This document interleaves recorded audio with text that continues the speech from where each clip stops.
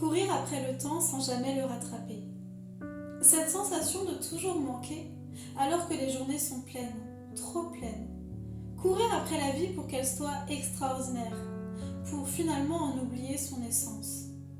Vouloir une vie de rêve la plus intense, la plus incroyable, se donner l'impression de ne pas en perdre un seul instant.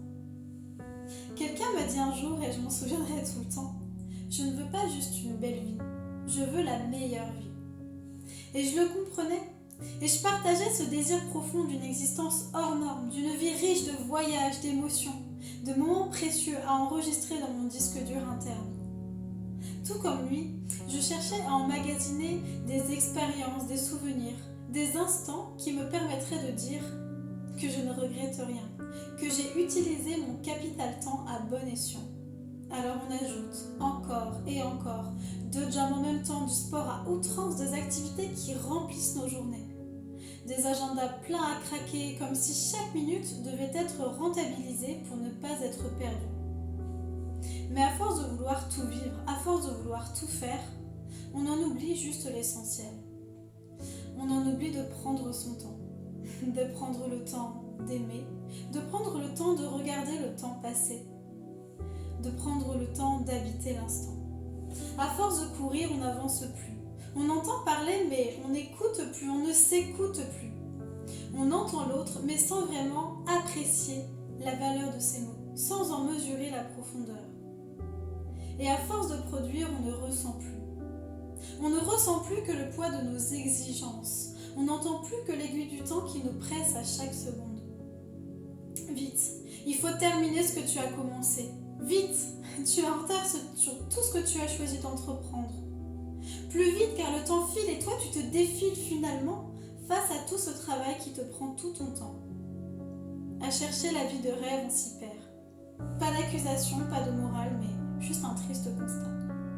Un engrenage qui a fini par dérailler, une certitude initiale qui a fini par te faire douter.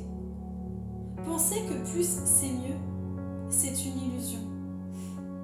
Penser que courir pour avancer, c'est parfois reculer. Parce que le temps ne se laisse pas dompter. Plus on le serre contre soi et plus il nous glisse entre les doigts. Et parfois dans tout ce tumulte, ce n'est même pas le temps que l'on perd, mais c'est juste soi-même. On se perd dans le travail, on se perd dans les actions, dans le quotidien, on se perd dans ses objectifs, jusqu'à ne même plus savoir pourquoi on a commencé, ni pourquoi et ni pour qui d'ailleurs. Parce que la meilleure vie n'est peut-être pas celle où on fait toujours plus, mais celle où on est le plus présent. Présent à soi, présent pour ceux qu'on aime et présent pour ceux qui comptent vraiment. Et peut-être que prendre le temps, finalement ce n'est pas le perdre, mais au contraire, prendre le temps c'est une victoire. Prendre le temps, ce n'est peut-être pas perdre quelque chose, mais c'est enfin se retrouver.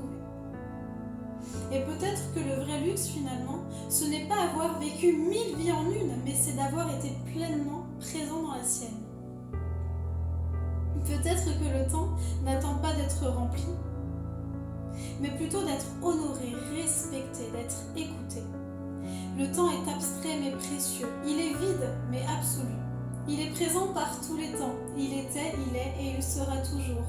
Il ne demande rien d'autre qu'à être ressenti. Et c'est parfait ainsi. Parce que, dans tous les cas, le sablier de nos vies s'écoule, quoi qu'il arrive.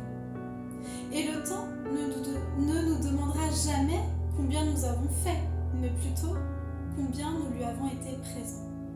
Alors, dans ce cas, ralentir devient un choix courageux, aimer devient un acte de sagesse et prendre le temps devient un geste profondément sacré.